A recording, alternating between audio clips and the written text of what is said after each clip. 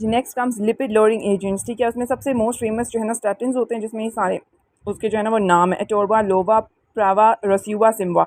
ये ना bad cholesterol को बहुत ज़्यादा कम कर देते हैं, तो जिसलिए जिसकी वजह से ये जो भी हाइपर कोलेस्ट्रोलीमिया के पेशेंट्स होते हैं ना, उनको हम लोग ये देते हैं स्टैटिन, लाजमी साथ ऐड करते होते हैं हम, ठीक है। रोविस्टा के नाम से आती है और डिफरेंट ब्रांड नेम्स होते हैं, ठीक है।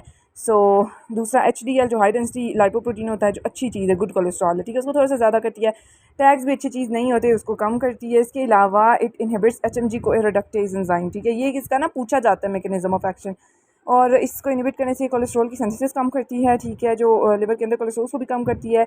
LDL रिसेप्टर की रीसाइक्लिंग ज़्यादा कराती है और इसकी कैटाबॉलिज्म ज़्यादा कराती है, ठीक है, क्योंकि ये बैड होता है ना, ये अच्छा नहीं होता, उसको बहुत ज़्यादा कम कर देती है, ठीक है। और जो कोरोनरी आर्टरी डिजीज़ के पेशेंट्स होते हैं ना, उसमें भी हम लोग ये देखते हैं, तो उनमें मोर्टालिटी कम करती है, ठीक हो गया। नेक्स्ट इसका एडवर्स इफेक्ट ये होता है कि ये हिपैटोटॉक्सिसिटी करती है, LFTs, ठीक है। ये आपने वैसे MCQ वाइज याद रखना है, और वैसे अगर वार्ड्स वगैरह में देखा जाए, OPDs में देखा जाए ना, तो ये मायोपैथी बहुत कॉमन होती है, ठीक है। अगर खास तौर पर ये फाइब्रेट्स और नायसिन के साथ यूज़ किए जाएँ तब, तो मायोपैथी जो है ना वो यानी मसल्स में ना बहुत प्रॉक्सिमल मायोपैथी हो जाती है, मसल में वीकनेस स्टार्ट हो जाती है। Next comes the other ones that are bile acid resins, ठीक है। इसमें क्या होता है, कोलिस्टायरमीन, कोलिसेवलम और इसके अलावा कोलेस्टिपोल, ठीक है। ये तीनों आपको नाम याद होने चाहिए, ठीक है, दे आर वेरी इंपॉर्टेंट। ये भी LDL को कम करेंगे, HDL को थोड़ा सा ज़्यादा बढ़ाएंगे और टैक्स को भी थोड़ा सा ज़्यादा बढ़ाएंगे, ठीक है। ये क्या करते हैं, एंटेरोपैथिक बाइल एसिड की सर्कुलेशन को ख़राब कर देते होते हैं, ठीक है। तो जो है ना आपके पास कॉम्पेंसेटरी जो है ना कोलेस्ट्रॉल बाइल में ज़्यादा कन्वर्ट होता है, ठीक है, जिसकी वजह से इंट्राहिपैथिक कोलेस्ट्रॉल कम हो जाता है, ठीक है। दूसरा वही बात, LDL के रिसेप्टर की रिसाइक्लिंग कराते हैं, ठीक है। बाकी GI upset, decrease absorption of other drugs and fat soluble vitamins, ठीक है। जब ये आप देंगे तो इसके साथ साथ बाकी चीज़ें थोड़ा एब्जॉर्प्शन उनकी जो है ना वो कम हो जाएगी, ठीक है। तो आपने देखना होता है इसकी वो उसको भी के इंटरेक्शंस को भी, ठीक है। नेक्स्ट हम एजिटिमाइब। एजिटिमाइब क्या करता है, ये भी बेसिकली उसी तरह वही वाले काम थोड़े थोड़े करता है, बाकी ये कोलेस्ट्रॉल की ना एब्जॉर्प्शन नहीं को प्रिवेंट करता है GIT से, ठीक है। तो ये आपने याद रखना है, ठीक है, इसका ये वाला काम। नेक्स्ट कम्स आपके पास ये फाइब्रेट्स में फिनोफाइब्रेट एंड जेम फिब्रोजिल। अच्छा, जेम फिब्रोजिल बहुत पूछा जाता है MCQ इसके बारे में, ठीक है। तो इसके बारे में आपको पता होना चाहिए ये करता क्या है। ये भी इसी तरह इसको बैड को कम, गुड को ज़्यादा, ठीक है। इसके अलावा टैग्स को बहुत ज़्यादा कम करता है, ठीक है। सो जेम फिब्रोजिल बेसिकली जो ट्राइग्लिसराइड्स होते हैं ना, उनको बहुत ज़्यादा कम करता है। इसका मैकेनिज्म ऑफ एक्शन पूछा जाता होता है फाइब्रेट्स का, ये PPAR अल्फा जो होते हैं ना उनको एक्टिवेट करते हैं, ठीक है, जिसकी वजह से LPL यानी लो LPL जो होता है ना, लो सॉरी LPL जो होता है ना, यानी कि लाइपोप्रोटीन लाइपेज एंजाइम जो होता है, जो लिपिड को तोड़ता है, ठीक है, बड़े लिपिड को छोटे लिपिड में तोड़ता है, उस रिसेप्टर्स को अप रेगुलेट कर देता है कि वो ज़्यादा से ज़्यादा टूटें, जिसकी वजह से टैग्स की क्लियरेंस ज़्यादा से ज़्यादा होती है बॉडी से, ठीक है। तो ये बहुत अच्छी चीज़ है, ठीक है। और इसके अलावा ये एक्टिवेट करता है ना PPR अल्फा को, तो एक और काम भी करता है, HDL की सिंथेसिस को ज़्यादा कर देता है, ठीक है। तो HDL को वो बाकी वाले तो वैसे ही ज़्यादा करते हैं ना, ये उसको बनाता है ज़्यादा से ज़्यादा, ठीक है। तो ये PPR अल्फा वाली बात याद रखना, टैक्स बहुत ज़्यादा कम करने वाली बात याद रखना। इसके अलावा तो आपके पास याद रखना कि ये ना कोलेस्ट्रॉल के गॉल स्टोन्स करा देता होता है, ठीक है, जो पित्ते में पथरी, लेकिन कौन से वाली, कोलेस्ट्रॉल टाइप की, ठीक है। कैसे, by inhibition of cholesterol 7 alpha hydroxylase enzyme, ठीक है। तो ये बात बहुत इंपॉर्टेंट है, ये याद रखने वाली बात है, राइट। उसके बाद जाते हैं नेक्स्ट नायासिन। नायासिन एक हमें पता विटामिन है, ठीक है। और ये क्या करता है, ये भी इसी तरह LDL को कम, HDL को थोड़ा सा ज़्यादा, टैक्स को कम। अच्छा, लेकिन इसके बारे में याद रखना है कि ये इनहिबिट करता है लाइपोलाइसिस को, हार्मोन सेंसिटिव लाइपेज जो ये एंजाइम होता है, एक हार्मोन सेंसिटिव लाइपेज, उसको जो है ना इनहिबिट करता है, ठीक है, एडिपोज टिश्यू के अंदर। बाकी फैटिक VLDL यानी वेरी लो डेंसिटी लाइपोप्रोटीन की सिंथेसिस को कम करता है, ठीक है। इसकी वजह से क्या होता है, नायसिन के एडवर्स इफेक्ट क्या होता है, ये फ्लश्ड फेस करा देता है, क्योंकि ये क्या करते हैं, ये prostaglandin mediated decrease by NSAIDs और लॉन्ग टर्म यूज़, ठीक है। ये आपने बताना चाहिए, लेकिन flushing of the face important है, ये बात याद हो, ठीक है। बाकी एक और बात, हाइपर ग्लाइसीमिया शुगर मरीज़ में करा सकता है, और हाइपर यूरिसीमिया गाउट यानी कि यूरिक एसिड पेशेंट्स में ज़्यादा करा सकता है।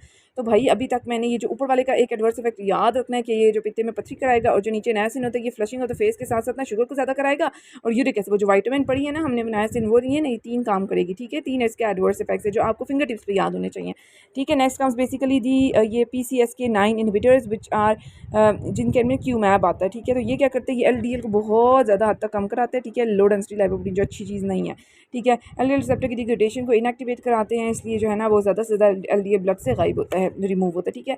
इसकी वजह से पेशेंट को मायालजियाज, डिलीरियम, डिमेंशिया और कुछ न्यूरो मतलब दिमाग के मसले ज़्यादा होते हैं, न्यूरोकॉग्निटिव डिसऑर्डर्स, ठीक है। नेक्स्ट कम्स आपके पास fish oil and marine omega three fatty acids. बहुत से लोगों को ना ये भी सजेस्ट किया जाता है कि आपने ना फिश ऑयल कैप्सूल्स खाने, ओमेगा-3 फैटी एसिड ज़्यादा से ज़्यादा लेने हैं, ठीक है, जो आपके बेसिकली चिया सीड्स होते हैं उसमें होते हैं। वैसे आपको इन्फॉर्मेशन के लिए बता रही हूँ, राइट। तो ये आपके पास ये चीज़ें थोड़ी थोड़ी कम या ज़्यादा करवाती हैं, लेकिन बेसिकली इसका मैकेनिज्म ऑफ एक्शन ये होता है कि ये फ्री फैटी एसिड्स की डिलीवरी लिवर तक कम करवाती है, ठीक है, जिसकी वजह से decrease activity of tags synthesising enzymes, right. उसके बाद ये भी नौजिया और कोई फिश लाइक टेस्ट बंदे को मुंह में आ रहा होता है, बस ये इतनी सी बात। देन कम्स हमारे पास digoxin. Digoxin is a very very high yield topic, ठीक है। इसमें ये पता होना चाहिए इसका मैकेनिज्म ऑफ एक्शन क्या चाहिए ना, direct inhibition of sodium potassium ATPase channel को करता है, ठीक है। उसके बाद लेकिन इनडायरेक्टली जो है ना सोडियम कैल्शियम एक्सचेंजर को भी इनिबिट कर देता होता है, जिसकी वजह से क्या होता है, मैं पहले भी एक बार आपको बता चुकी हूँ। कैल्शियम जो है, अगर आप लोग मेरी सीरीज़ रेगुलरली देख रहे हैं तो आपको पता होगा, मैं ऑलरेडी बता चुकी हूँ आपको, जब ये वाली सोडियम कैल्शियम एक्सचेंजर थोड़ा ख़राब करता है और मसला करता है ना, तो क्या होता है भाई, कैल्शियम जो है ना वो बहुत ज़्यादा हो जाता है, ठीक है। ये देख लें, कैल्शियम बहुत ज़्यादा हो जाता है। कैल्शियम जब ज़्यादा हो जाता है तो उसकी वजह से क्या होता है, कैल्शियम पता है कंट्रक्टिलिटी ज़्यादा कराता है, जिसका दूसरा नाम आइनोट्रोपिज्म है, तो पॉजिटिव आइनोट्रोपी होगी। इसके साथ साथ जो है ना वो कैल्शियम क्या करती है, जो है ना वेगस नर्व को भी स्टिमुलेट करती है, ठीक है। तो उसकी वजह से पेशेंट का जो है ना हार्ट रेट कम हो जाता है, हमें पता है पैरासिम्पैथेटिक एक्टिविटी की वजह से, ठीक है। अगली बात ये कि जो आपके पास क्लिनिकल यूजेस इसके क्या, क्लिनिकल यूज़ ये है कि आपने इसको हार्ट फेलियर का मरीज़ हुआ है, ठीक है, उसकी कंट्रक्शन ज़्यादा करानी है हार्ट की, तो तब दूंगी। इसके अलावा एट्रियल फिब्रिलेशन का पेशेंट है, उसको डाइजॉक्सिन दूंगी, ठीक है। तो ये दो इसके क्लिनिकल यूजेस है जो आपको रखते हुए होंगे डाइजॉक्सिन देना किस पेशेंट में है। एक तो हार्ट फेलियर के मरीज़ में, खैर फर्स्ट लाइन तो नहीं होती, एंड पे जाके याद रखना है ये, और दूसरा एट्रियल फिब्रिलेशन के मरीज़ में देना है, ठीक है। उसके बाद आ जाता है कि इसके एडवर्स इफेक्ट क्या होता है। इसमें ना जाहिर सी बात है, जो डाइजॉक्सिन है उसमें जैसे मैंने आपको पहले ही बताया था, इसमें कॉलिनर्जिक इफेक्ट्स आते हैं, जिसमें हमेशा तीन चीज़ होती है, नॉजिया, वॉमिटिंग, डायरिया, एनवीडी। ये तीन चीज़ें जो है ना कॉलिनर्जिक इफेक्ट्स इसके होते हैं, ठीक है। उन उसके साथ साथ आपने याद रखना है कि ब्लरी येलो विजन होती है, ठीक है। एरिथमियाज होते हैं और एवी ब्लॉक भी हो सकता है डाइजॉक्सिन की वजह से। सो ब्लरीनेस ऑफ और येलो विजन, ये ना याद रखने वाली बात है, ठीक है। ये इसके ना एडवर्स इफेक्ट्स डाइजॉक्सिन की, ये सबसे अनोखी ड्रग अलग से ही पड़ी जाती है, तो इसलिए आपने ये याद रख लेंगे इंशाल्लाह। Can lead to hyperkalaemia which indicates poor prognosis.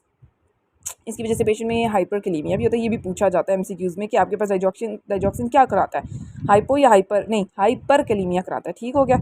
उसके बाद एक और बात के फैक्टर्स प्रीडिस्पोजिंग टू इट्स टॉक्सिसिटी। अच्छा, इसकी टॉक्सिसिटी बहुत ज़्यादा कॉमन है ना, तो जिस बंदे में रीनल फेलियर पहले से होएगा ना, तो वो उसका किडनी एक्सक्रीट नहीं कर पाएगी इस दवाई को, तो जिसकी वजह से उसके अंदर उसकी टॉक्सिसिटी होने के चांसेस। इसके अलावा जिन पेशेंट में पोटाशियम कम हुआ, अब ये इंपॉर्टेंट बात है, ठीक है, जिसमें पोटाशियम ऑलरेडी कम है तो उसमें परमिसिव इफेक्ट होता है, ठीक है, for digoxin binding at potassium binding sites on sodium potassium ATPase channel, ठीक है। परमिसिव ये परमिशन देता है उसको कि वो कराए टॉक्सिसिटी, ठीक है। तो हाइपोकैलेमिया जो है ना आगे से इसकी टॉक्सिसिटी कराता है, और ये खुद क्या कराता है, इसका एडवर्स इफेक्ट है कि ये हाइपरकैलेमिया कराता है। ये दो अलग अलग बातें जो आपको पक्का वाला पता होना चाहिए, ठीक है। अच्छा सॉरी, उसके अलावा उसके बाद क्या होता है कि हमारे पास हम लोग पढ़ते हैं कि ये डिक्रीज़ कराती है क्लियरेंस, ठीक है। Drugs that displace digoxin from tissue binding sites and decrease its clearance. ये कुछ दवाइयाँ हैं जो अगर आप देंगे ना तो ये डाइजॉक्सिन की क्लियरेंस को कम कराएंगी, तो अगर वो बॉडी में ज़्यादा दे देगा तो वो टॉक्सिसिटी कराएगा। कौन सी दवाइयाँ, विरापामिल है, ठीक है, एमाइडोरोन है, और उसके अलावा क्विनिडीन है, ठीक है, जो कि बेसिकली मलेरिया के लिए दी जाती है। आपने जो है ना इसको फिर डाइजॉक्सिन की अगर टॉक्सिसिटी हो जाती है तो आपने इसको ठीक कैसे करना है, ठीक है। उसके पोटेशियम के लेवल्स को सबसे पहले स्लोली नॉर्मलाइज करना है, पोटेशियम हमेशा से स्लोली ही ठीक करते हैं, ठीक है, तभी वो सही रहती है, अदरवाइज काम खराब हो जाता है, ठीक है। इसके अलावा कार्डियक पेसर करना है, ठीक है। इसके अलावा एंटी डाइजॉक्सिन फैब फ्रेगमेंट्स जो इसका बेसिकली एंटीडोट है वो याद रखना है, और साथ आपने मैग्नीशियम देना है। तो ये बहुत बातें जो है ना वो आपने याद रखनी है, ठीक है। इसकी टॉक्सिसिटी को कैसे ठीक करना होता है, ठीक है, ये फैब फ्रेगमेंट्स देते हैं। देन हमारे पास जो टॉपिक्स आ जाते होते हैं ना, एंटी रिदमिक्स का आ जाता होता है, ठीक हो गया। अच्छा जी, उसके बाद एंटी रिदमिक्स बहुत आसान से मैंने मज़े के तरीके से याद किए हैं, ठीक है, तो आपको भी मैं बताऊंगी तरीके से कि हैं भी बहुत इंपॉर्टेंट ना, so you need to remember them as well. अच्छा, उसके बाद सबसे पहले आ जाते हैं हमारे पास इसमें क्लास 1, ठीक है। अच्छा, क्लास 1 क्या होता है, क्लास 1 के बारे में याद रखना कि ना सोडियम के साथ लेंगे, सोडियम चैनल ब्लॉकर्स है 1 वाले, 1 सोडियम, और दूसरा 1 के अंदर फर्दर ना 3 क्लासेस है, 1A 1B और अगले पेज पे 1C, ठीक हो गया। अच्छा, अब इसका बेसिकली काम क्या होता है, ये हमें पता है। एंटी एरिदमिया क्या होता है, तेज हार्ट बीट कर उसको स्लो डाउन करना है, तो स्लो या ब्लॉक करना है कंडक्शन पाथवे को, एक बात, यानी कि उसकी जो फेज जीरो डीपोलराइजेशन हो रही होती है ना उसके स्लोप को कम करना है, ठीक है। उसके अलावा आपको जो है ना ये बात पता चल गई, ठीक है। अब आपने ये देखना है कि इफेक्ट मोस्ट प्रोनाउंस्ड इन सबसे ज़्यादा कौन करता है, 1C फिर 1A 1B, ठीक है। तो मतलब ये एक ऑर्डर याद रखना है कि 1C वाली ड्रग्स जो होती है ना वो सबसे ज़्यादा जो प्रोनाउंस्ड इफेक्ट देती है ना वो 1C वाली देती हैं, ठीक है। उसके बाद 1A और फिर 1B, ठीक है। तो ये आपने एक ऑर्डर याद रखना है, ठीक है। क्योंकि due to the relative binding strength, ठीक है, इनकी स्ट्रेंथ इस तरह होती है, पहले C की फिर A की फिर B की, ठीक है। उसके बाद आपके पास जो 1A क्लास होती है ना उसके बारे में अब हम पढ़ने लगे, ठीक है, उसमें कौन कौन सी ड्रग्स आती हैं। अच्छा, इसमें बेसिकली हमारे पास जो ड्रग्स आती है ना वो क्विनिडीन आती है, प्रोकेनामाइड आता है, हमें क्लोज कर लेती हूँ। अच्छा, क्विनिडीन आती है, प्रोकेनामाइड आता है, और उसके अलावा डाई आइसोपायरामिड आता है, ठीक है। द क्वीन प्रोक्लेम्स डिसोस पिरामिड, मैंने भी इनके ना निमोनिक्स याद किए हुए हैं थोड़े बहुत ना। अब the queen proclaims D'Souza a pyramid, यानी कि क्वीन क्यू से फटाफट क्विनिडीन, प्रो से प्रोकिनामाइड, डिसोपायरामिड, ठीक है, डिसोपिरामिड, ये दवाई 3 जो ड्रग्स है ना ये इसमें आती हैं, ठीक है। उन तीनों के ऊपर इनका ना एक एक मैंने एडवर्स इफेक्ट लिखा जो बहुत कॉमन याद रखने वाली बात है कि जो क्विनिडीन होती है वो सिंक्रोनिज्म कराती है, ठीक है। तो मतलब ये सिंक्रोनिज्म होता क्या है, जिसमें बेसिकली ये हेडेक होता है, टेनाइटिस होता है बंदे को क्विनिडीन के साथ, ठीक है, तो इसको सिंक्रोनिज्म कहते हैं। जब ये टिपिकल साइंस आ रहे हो ना पेशेंट को हेडेक हो रहा है, टेनाइटिस हो रहा है क्विनिडीन लेने से, तो भाई आपने पता होना चाहिए ये बंदे को सिंक्रोनिज्म डेवलप हो गया है, ठीक है। इसके अलावा जो प्रोकिनामाइड होता है वो क्या कराता है, उसके ज़्यादा ना वो SLE syndrome, SLE like syndrome करा देता है, ठीक है। डायसोपिरामिड क्या कराती है, वो हार्ट फेलियर करा देती होती है, ठीक है। इसके अलावा जो साइड इफेक्ट्स है इस 1A ड्रग्स के बाकी माइनर्स है, थ्रोम्बोसाइटोपेनिया करा दिया, टॉसिडी.20 करा दी क्यूटी इंटरवल ज़्यादा होने की वजह से, ठीक है। इसका मैकेनिज्म ऑफ एक्शन क्या है, ठीक है, ये हमें पता होना चाहिए, ठीक है। इसमें बेसिकली आ जाता है कि मॉडरेट सा ये सोडियम चैनल ब्लॉकेट करते हैं, ठीक है। इसके अलावा ये एक्शन पोटेंशियल की ड्यूरेशन को ज़्यादा कर देते हैं। जाहिर है सोचो सोडियम चैनल को ब्लॉक किया जब तो एक्शन पोटेंशियल की ड्यूरेशन ज़्यादा हो गई ना, उसके बाद रिफ्रैक्टिव पीरियड को भी ज़्यादा कर दिया। ये तो छोटी छोटी बातें पता होनी चाहिए, मैकेनिज्म ऑफ एक्शन में पूछते हैं, ठीक है। इसके अलावा क्यूटी इंटरवल को प्रोलॉन्ग कर दिया, ठीक है। और कुछ पोटेशियम चैनल ब्लॉकिंग इफेक्ट भी इसका होता है, ठीक है। और इसका क्लिनिकली यूज़ किन में करते हैं ये तीनों दवाइयाँ ना, ये जो एट्रियल और वेंट्रिकल दोनों के एरिथमियाज में यूज़ कर सकते हैं, स्पेशली री एंट्रेंट सर्किट्स आते हैं ना, और एक्टॉपिकली जब SVT सुप्रा वेंट्रिकुलर टेकिकार्डिया और वेंट्रिकुलर टेकिकार्डिया होता है तब SVT जो एक्टॉपिक होते हैं, ठीक है, उनमें ये यूज़ कर सकते हैं, ठीक है। Next comes the 1B drugs. Okay, so 1B basically क्या है, ये इसमें निमोनिक याद करें, I would buy ladies fine Mexican tacos. अच्छा ये खैर याद रहता है नहीं रहता, कुछ कुछ इसमें से याद रह ही जाएगा। Lidocaine, phenytoin, mexiletine, right. अच्छा, अब आपके पास ये जो 1B होते हैं ना, ये बेस्ट होते हैं पोस्ट MI, जो MI के बाद वाले मरीज़ होते हैं ना, मतलब माइकार्डियल इंफार्क्शन के बाद, ठीक है। ये एरिथमियाज डेवलप हो जाता है ना फर्स्ट 24 आवर्स के बाद, जो मैंने आपको पढ़ाया वो भी है। एरिथमियाज मोस्ट कॉमन कॉम्प्लिकेशन है, उसमें जो है ना वो ये देते होते हैं हम लोग ड्रग लिडोकेन, फेनिटोइन, मैक्सिलिटी। इसके अलावा ये ना थोड़ा वीक है, सोडियम चैनल ब्लॉकेट इफेक्ट है इसका। इसके तीनों में पहले C का था, फिर A का था, फिर B का था। ये देख रहे हो वीक है, B सबसे एंड पे है, इसीलिए इसको मैंने एंड पे बोला, ठीक है। दूसरी बात ये कि इसका ये जो ग्राफ है ना उसमें आप देख सकते हैं कि इसकी जो एक्शन पोटेंशियल की ड्यूरेशन होती है ना वो ये कम कर देता होता है, ठीक है। और इसलिए आपने याद रखने वाली बात है, ठीक है। आप इसको ये जो क्लास 1B वाले होते हैं इनकी क्लिनिकल यूज़ क्या होता है, ये एक्यूट वेंट्रिकुलर एरिथमियाज में देते हैं, स्पेशली पोस्ट MI, ठीक है। ये तो मैंने बता दिया ऑलरेडी बात। फिर डिजिटालिस इंड्यूस जब आपके पास रिदमिया हो जाए उसमें देते होते हैं, ठीक है। ये वाली बात भी याद रख लेना, ठीक है, डिजिटालिस की वजह से। फिर एडवर्स इफेक्ट्स क्या होता है, CNS स्टिमुलेशन या डिप्रेशन कराते हैं, ठीक है। इसके अलावा कार्डियोवैस्कुलर डिप्रेशन करा देते होते हैं, ठीक है। उसमें तो अलग अलग था ना, क्विनिडीन का अलग बताया गया था, एडवर्स इफेक्ट प्रोकिनामाइड का अलग और डिसोपिरामिड का अलग, लेकिन इसमें जो है ना ऐसे ही जनरली बता दिए हैं, इस दिमाग पे और हार्ट पे काम करते हैं, ठीक है। उनको कम ये ज़्यादा कर देते होते हैं, ठीक हो गया। नेक्स्ट हम चलते हैं, नेक्स्ट हमारे पास आ जाते होते हैं 1C, ठीक है। 1C में कौन से आ जाते होते हैं, ये ना सबसे ज़्यादा पोटेंट होते हैं। बाकी इसके अंदर ये बस याद रख लेना कि इसमें फ्लीकेनाइड आता है और प्रोपाफिनोन आता है, प्रोपाफिनोन आता है। Can I have fries please.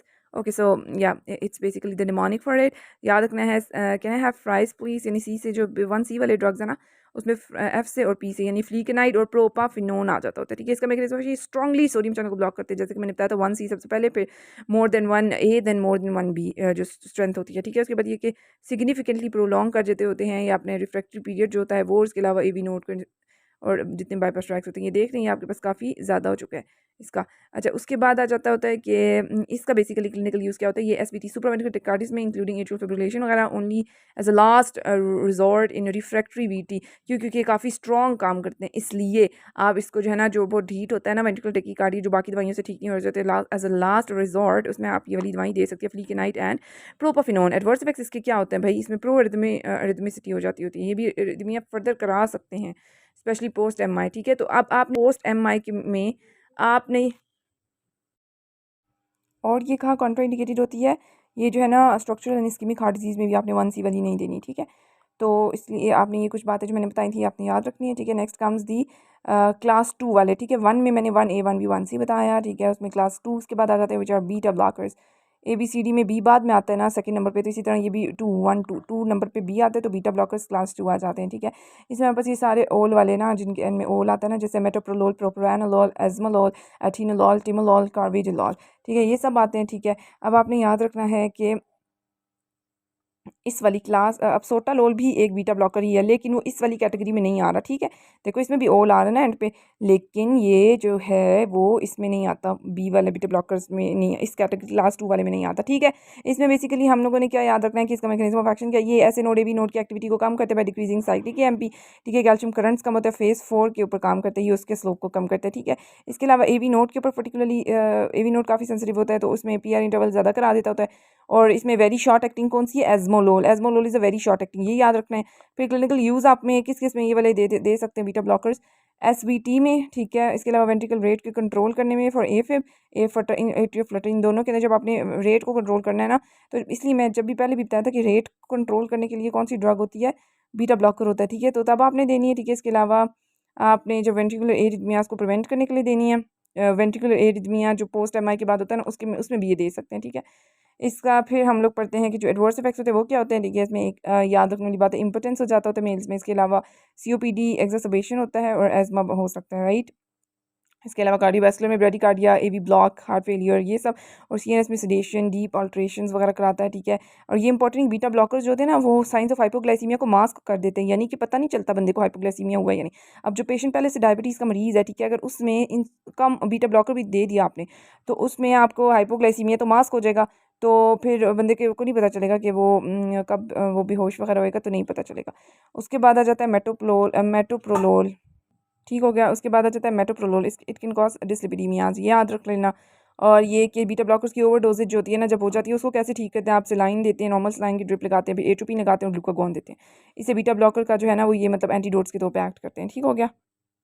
Now comes the last page of this cardiovascular pharmacology. इसमें हम लोगों ने पढ़ना है कि क्लास 3 वाले कौन से होते हैं, ठीक है। 3 वाले बेसिकली होते हैं हमारे पास पोटेशियम चैनल ब्लॉकर्स, ठीक है। पोटेशियम चैनल ब्लॉकर्स होते हैं, और इसमें कौन कौन सी आ जाती होती हैं, mnemonic AIDS, AIDS AIDS, AIDS amiodarone, then आ जाता है इब्यूटिलाइट, उसके बाद जाता है डोफिटिलाइट, उसके बाद जाता है सोटालोल, सोटालोल इसमें आता है, ठीक है। अब ये जो है ना दो, ये ना टॉर्सिडीपोइंटिस करा देती है, जो पहली वाली है ना वो फाइब्रोसिस करा देती होती है। खैर ये आगे पढ़ेंगे ना, तो वैसे ही मैं आपको बता रही हूँ, मैं ऊपर लिख लिया था आसानी के लिए। ये वाली जो होती है ये भी एक्शन पोटेंशियल की ड्यूरेशन को ज़्यादा करते हैं, क्यूटी इंटरवल को ज़्यादा करते हैं, ठीक है। और आपने इसको यूज़ कहाँ करना होता है, इनको भी आपने एट्रियल फिब्रिलेशन फ्लटर में, और इसके अलावा वीटी में आपने पढ़ा होएगा, वीटी की जो आपके पास ड्रग होती है एमिड्रोन एंड सोटालोल होती है, ठीक है। अच्छा, अब आपके पास होता है साइड इफेक्ट, जैसे कि मैंने पहले बताया कि जो सोटालोल और इब्यूटिलाइड होता है, ये दोनों जो है ना टॉर्सिडीपोइंटिस करा देती होती हैं और बहुत ज़्यादा बीटा ब्लॉकेज करा देती होती हैं, ठीक है। उसके बाद आपको पता होना चाहिए कि जो एमाइड्रोन होता है ये वाला, ठीक है, ये क्या कराती है, पल्मोनरी फाइब्रोसिस करा देती होती है, ठीक है, ये पूछा जाता होता है, ठीक है। बाकी इसके साथ साथ ये टॉक्सिक भी होती है, थायराइड को भी कम कराती है और थायराइड को ज़्यादा भी करा सकती है, ठीक है।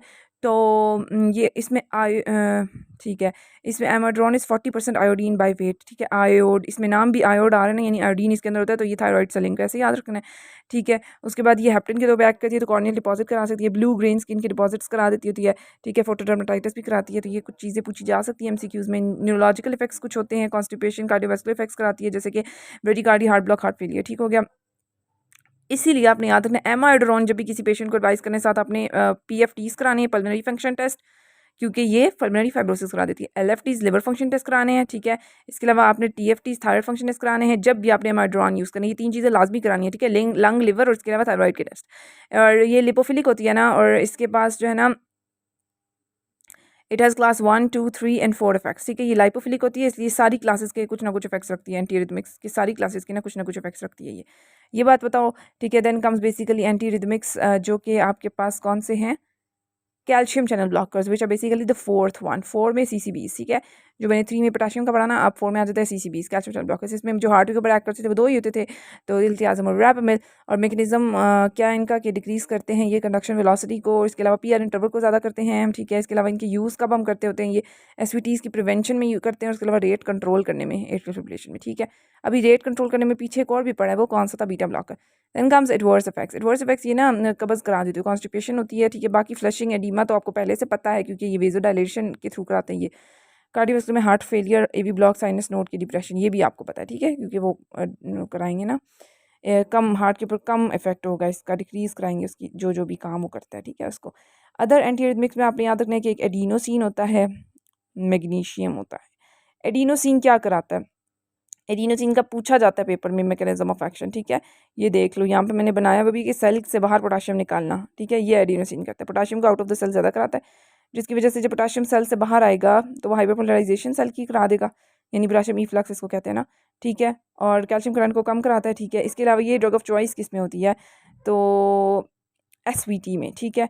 और ये जो होती है ना एडिनोसिन, ये वेरी शॉर्ट एक्टिंग है, इसका सिर्फ और सिर्फ 15 सेकंड का मैकेनिज्म ऑफ एक्शन है, ठीक है। ये पूछते होते हैं पेपर में, ठीक है। इसके अलावा अगर थियोफिलिन या कैफीन आप दे रहे हो ना बंदे को, तो इसका अफेक्ट ही नहीं करेगा, ये वाली दवाई इफेक्ट नहीं करेगी, ठीक है, वो ब्लंट हो जाएगा इसका इफेक्ट, ठीक है। इसके बाद क्योंकि ये दोनों एडिनोसिन रिसेप्टर के एंटागनिस्ट होते हैं, ठीक है। इसके एडवर्स इफेक्ट्स में वही फ्लशिंग, हाइपरटेंशन, चेस्ट पेन वगैरह होती है। बाकी एक ये याद रख लेना, sense of impending doom and bronchospasm करा देती होती है, ठीक है। और इस ये किस चीज़ में आप इसका क्लिनिकल यूज़ जो है ना वो वगैरह आपको मैंने बता दिया। Then comes magnesium. मैग्नीशियम क्या करती है, टॉक्सिसिटी पॉइंटीज और डिजिटॉक्सिन डाइजॉक्सिन जो उसकी टॉक्सिसिटी में हमने पढ़ा था ना, मैग्नीशियम देते हैं, और टॉक्सिसिटी पॉइंटीज में भी मैग्नीशियम का रोल आता है, ठीक है। देन आ जाती है एक और famous drug ivabradine. Ivabradine is very important, ठीक है। ये बेसिकली कराती के, मैंने हार्ट फेलियर में आपको पढ़ाई थी, थोड़ा बहुत बताया था इसके बारे में। ये इसका काम पता होना चाहिए। तो फेज़ 4 के अंदर जो डीपोलराइजेशन हो रही होती है ना स्लो, उसको काफ़ी प्रोलॉन्ग कर देती है और स्लो करा देती है, ठीक है। सेलेक्टिवली इनिबिट करती है ये फनी सोडियम चैनल्स को, आईएफ को। और इसलिए आपने जो पेशेंट्स क्रॉनिकली जो हार्ट फेलियर के पेशेंट्स होते हैं ना, जिनके रिड्यूस इजेक्शन फ्रैक्शन भी होता है, ठीक है, उसमें आप आइवाब्राडीन दे सकते हैं। अच्छा, इसका बहुत इंपॉर्टेंट पॉइंट है साइड इफेक्ट, ये ल्यूमिनस फिनोमेना कराती है, ठीक है, विजुअल ब्राइटनेस करा देती होती है, ठीक है, मतलब आपको बहुत ज़्यादा लाइट्स नज़र आ रही होती हैं। साथ साथ उसके अलावा हाइपरटेंशन और ब्रेडिकार्डिया करा देती होती है ये आइवाब्राडीन। ये आपको पता होना चाहिए। और ये मैंने ऐसे ही जल्दी से आपको क्विक रिविजन के लिए कि 1 2 3 4 एंटीरिथमिक ड्रग्स। 1 वाले सोडियम चैनल ब्लॉकर्स होते हैं, जिसमें फर्दर 3 टाइप्स थी, ए बी सी, जिसमें से स्ट्रेंथ वाइज देखे थे तो सी सबसे ज़्यादा स्ट्रेंथ वाला होता है, फिर ए, फिर बी। अच्छा, नेक्स्ट 2 वाला बी बीटा ब्लॉकर, 3 वाला पोटाशियम, और 4th सबसे आखिर में हमने जो पढ़ा वो C C B calcium channel blocker से, as in like quick revision. तो this was all about my pharmacology. तो यहाँ पे हमारा कार्डियोवैस्कुलर सिस्टम कम्प्लीटली एंड हो जाता है, which included anatomy, embryology first of all, then anatomy, then physiology, and then pathology, then pharmacology. All of these elements are being covered in my lecture series of cardiovascular system, USMLE step 1, right. उसके बाद जो है अब मैंने side by side neurology की भी start की हुई है वीडियोस। सो या इंशाल्लाह वो भी जल्द कंप्लीट हो जाएंगी। मेरी पूरी कोशिश है कि मैं मैक्सिमम जो है ना वो वीडियोस अपलोड करूं, so that maximum people gets benefit out of it. So if you find it even a little helpful, then do share, subscribe, and like. And don't forget to push the notification button so that आगे मेरी सारी videos आपको receive होती रहें और आपको अपना time waste नहीं करना। आपको इसीलिए मैंने बीच में कहीं एक्स्ट्रा फजूल बातें नहीं की, मैंने आपको सारे अपनी सीरीज़ में फटाफट पढ़ाने की कोशिश किया ताकि खुद भी आपको टाइम वेस्ट ना हो और आप जो है वो ज़्यादा से ज़्यादा जो है ना वो सीखें मेरी जो है ना वो चीज़ों से। सो हमने सारा जो है ना वो कवर कर लिया है, अल्हम्दुलिल्लाह अल्हम्दुलिल्लाह। So thank you so much for all of you for watching, and do share with all your friends ताकि उनको भी बेनिफिट हो। और किसी को अगर कुछ समझ नहीं आता तो वो लेक्चर सीरीज़ से समझ ले, कोई कॉन्सेप्ट समझ नहीं आता, कोई बात याद नहीं रहती, क्योंकि इसमें मैंने different tips and tricks share किए हैं कि कैसे जो है ना वो आपने चीज़ को आसान बना सकते हैं, ठीक है। फार्मा की 2 वीडियोस करनी पड़ी because it was really lengthy. You can see कोई 7 to 8 पेजेस थे इसके, तो 1 वीडियो में कवर करना आसान नहीं था। सो या एंड आई होप कि आप कोई भी एग्ज़ाम जो आपका आ रहा है वो आप आसानी से पास कर लें। I wish you a very best of luck. Okay, thank you so much. अल्लाह हाफिज़।